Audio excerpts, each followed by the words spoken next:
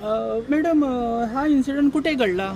ते आपलं गोवा बीच येतं बागामध्ये, कलंबोली. कलांगूटमध्ये. हा. आता जेव्हा तुम्ही आत गेला होता टाटूसाठी, तुम्हाला किती पैसे सांगितलं होतं? मला 100 रुपये सांगितले होते नुसतं. आणि नंतर टाटू काढून टाटू झाल्यानंतर काढल्यानंतर ते लोक असं लकड्याने इंची बिंची नाकून मला बोलले 1200 रुपये झाले तुमचे, आणि ह्याच्या 3000 झालं.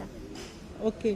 आणि आता तुमच्याजवळ पैसे नाही होते, नाही होते आणि जे त्यांनी रेट दिली होती तेवढंच पैसे होते तुमच्याजवळ तेवढंच द्यायला. हा. आता नंतर त्यांनी काय केलं टाटूवाल्याने? शाळेवाल्याने मग बोललं की तुम्हाला मी बसली होती आतमध्ये, ही आणि हे बाहेर गेले बोलायला पैशासाठी.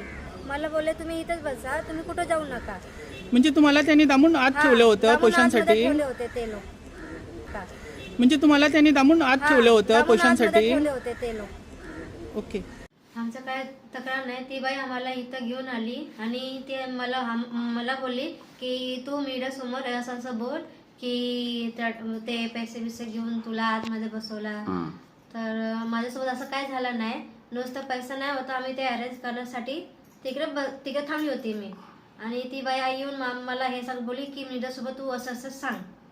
बाकी मला हे काहीच बोलायचं नाही. तुमची काय तक्रार आहे?